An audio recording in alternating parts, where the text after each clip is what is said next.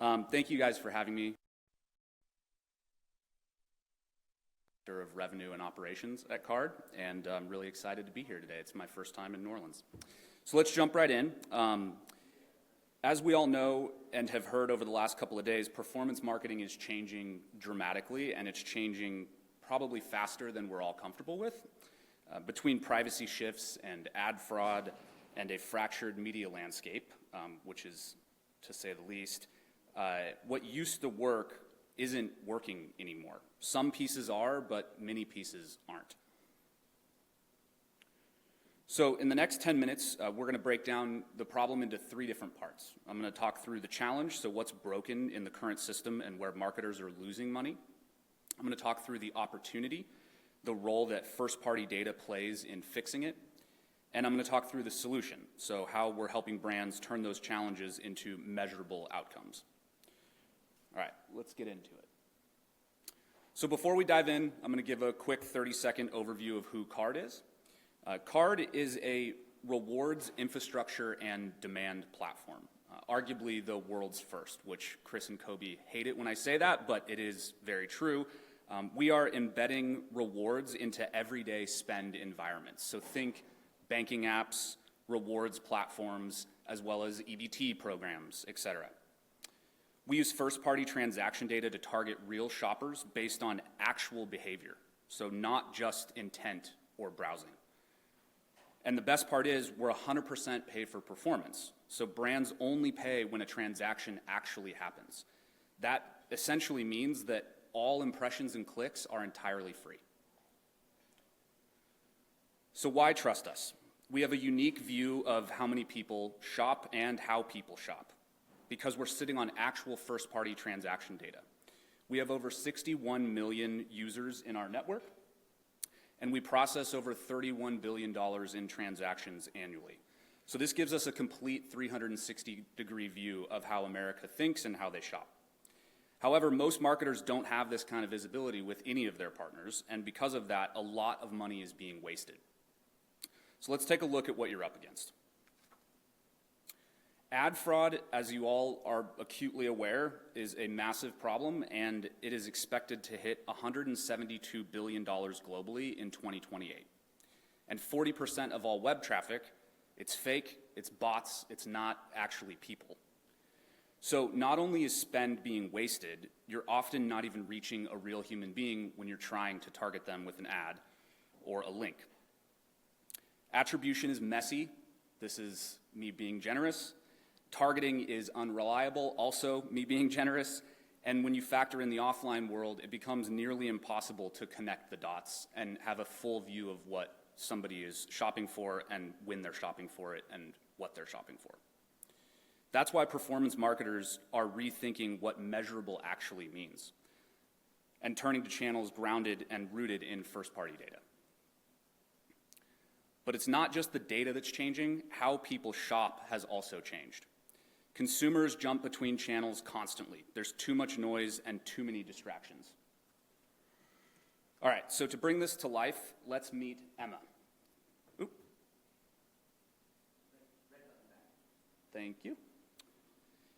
She's 23, she's digitally native, she's price conscious, easily distracted like many of us. Her buying journey is chaotic and full of decisions, and she's not alone. This is how most shoppers, probably most of us, actually shop today. So let's walk through her path to purchase. It starts on TikTok. And they're my absolute favorite shoes. I get compliments on them every time I wear them. On Instagram, just browsing, but hasn't taken any action yet.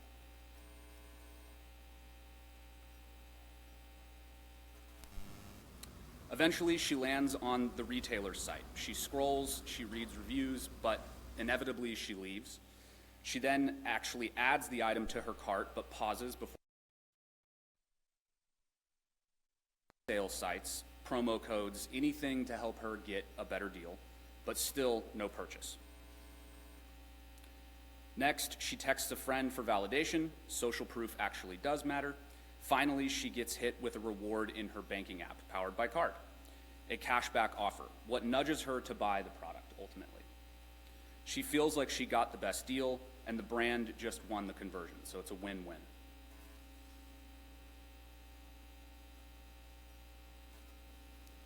So the question is, how do we meet shoppers like Emma where they are and help them convert faster?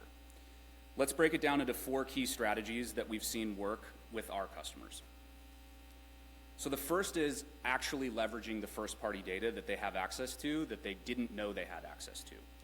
We aggregate 50+ banking environments, rewards environments, EBT environments, and then package that up for the marketers so that they can take advantage of it, not knowing it was under their noses the entire time. Third-party cookies are disappearing, and marketers need better tools to target these shoppers. First-party data is what gives you that competitive edge. Because you're basing decisions on real purchase behavior and not guesswork, so do away with the idea of a persona or a profile. You can actually target the person that you want transacting for your items.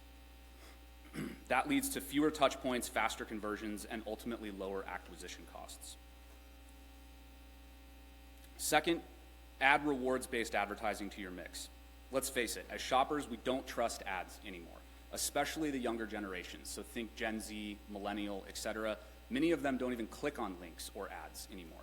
They only click when they're in a trusted environment like Instagram or TikTok or their banking app like Robinhood, for example.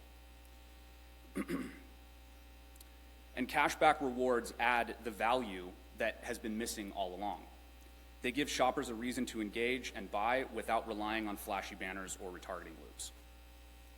Third, embrace online and offline simultaneously. Online shopping is growing. We all know this. But people still bounce between physical stores, websites, and social commerce. Rewards work across all those channels, helping you stay top of mind and drive repeat purchases no matter where the transaction is happening. Fourth, reduce wasted ad spend. As we all know, marketing budgets are the first to go in uncertain times when things get difficult. But too many brands are still paying for impressions, intent, and ultimately bots, not real transactions or targeting real human beings. Pay for performance changes that entirely. You only pay when somebody actually buys. So there's zero wasted ad spend when you look at first-party data, specifically targeting in banking environments. So let me give you a few quick examples of brands putting these strategies into action. This is a top 5 national pet retailer. If you own a pet like I do, I'm sure you have shopped here before. Their goal was to grow in-store and online sales simultaneously while capturing both Gen Z, both Gen Z and millennial market share. And their solution was to run a 3% cashback offer across 10 weeks, which resulted in a 10% market share shift. This is a global meal kit delivery brand, and they wanted to increase repeat purchases as well as drive long-term value. So they launched an 8% cashback offer designed to drive multiple redemptions, not just one. So think, how do I drive loyalty with first party as well?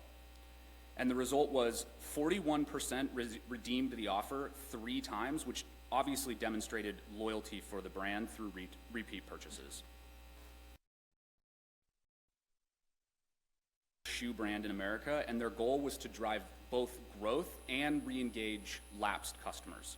So they ran a 5% cashback campaign targeting new and lapsed customers, both defined by them. So they gave us the parameters of what new means to them, what lapsed means to them, and then we targeted accordingly.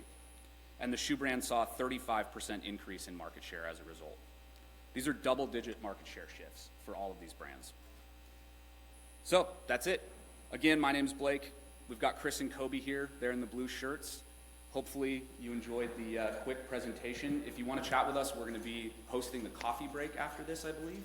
And if you'd like to chat later, feel free to scan that QR code and set up time with us. Thank you very much. Appreciate it.